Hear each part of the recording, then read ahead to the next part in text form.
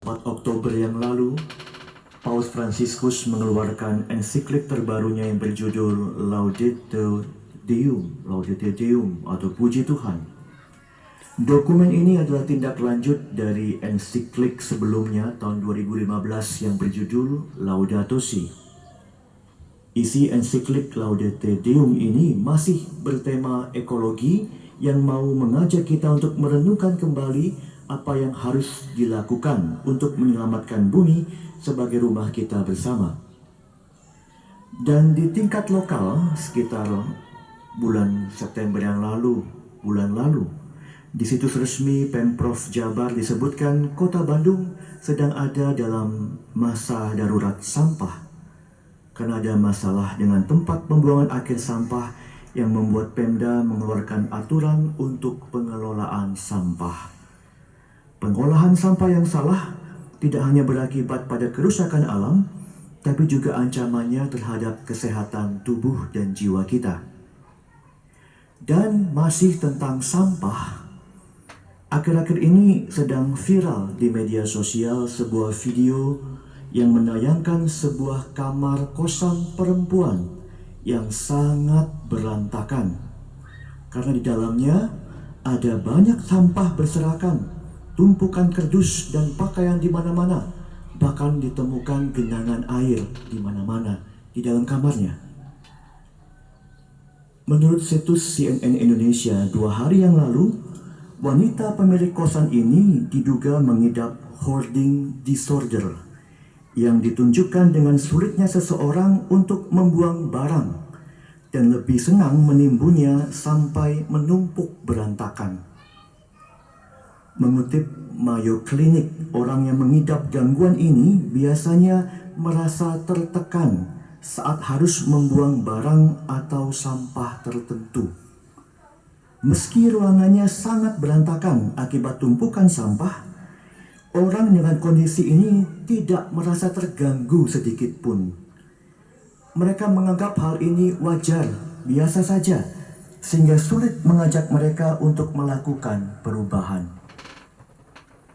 Meskipun demikian, pengobatan intensif terhadapnya tetap diperlukan agar mereka bisa menjalani hidup dengan normal, tanpa tumpukan sampah, sehat dan lebih menyenangkan. Dan dari artikel ini juga disebutkan beberapa penyebab dari hoarding disorder, yang antara lain kepribadiannya yang susah menentukan sikap karena sejarah masa lalunya dalam keluarga yang penuh tekanan, juga pengalaman yang buruk dan pahit di masa lalu. Mungkin juga saat ini kita pun masih menyimpan banyak sampah dalam wujudnya yang tidak kelihatan, seperti dosa atau pengalaman pahit di masa lalu yang membuat kita jauh dari damai sejahtera. Segala rahmat dan berkat Tuhan yang sudah kita terima tidak membuat kita beranjak dari pengalaman negatif ini, sehingga kita memilih untuk terus ada dalam tumpukan sampah ini dan membuat kita sulit untuk berbuah. Situasi yang sama juga ditunjukkan dalam bacaan pertama dari kitab Yesaya tadi, yang menggambarkan bangsa Israel saat itu yang mengecewakan Tuhan karena tidak menghasilkan buah yang baik, meski Allah sudah melakukan segalanya untuk membuat mereka tumbuh dengan baik. Allah sudah membebaskan mereka dari pengalaman pahit perbudakan Mesir dan memelihara mereka dengan karya-karyanya yang ajaib. Tapi semua kebaikan Allah ini tidak membuat mereka berubah dan berbuah.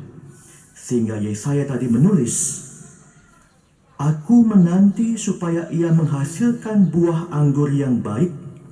Mengapa yang dihasilkannya hanya buah anggur yang asam?"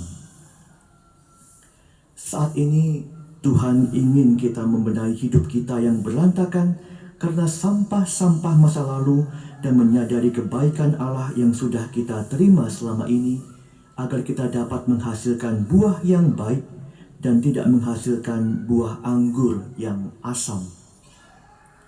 Dalam Injil Matius hari ini, Yesus juga mengingatkan kita agar jangan bertindak seperti penggarap kebun anggur yang jahat, yang tidak menyerahkan hasil kebun anggur pada waktunya. Seperti penggarap tadi, kadang kita pun tidak bersyukur sudah memperoleh berbagai karunia dan kebaikan yang Tuhan berikan, tapi kita memilih untuk tidak setia kepada Tuhan dan dengan sadar melakukan apa yang jahat dan keji di hadapannya. Kadang kita menolak nasihat Tuhan yang bisa hadir melalui sesama kita dan menganggapnya sebagai pengganggu dan penghalang hidup kita yang harus disingkirkan untuk memuaskan keinginan kita yang jahat. Inilah sampah yang sudah membuat kita terhambat untuk bertumbuh dan berbuah. Kita mungkin terlalu terbiasa merasa wajar dengan segala kebiasaan dosa dan kejahatan kita, dengan dalih masa lalu kita yang kelam, yang pedih, yang tidak menyenangkan.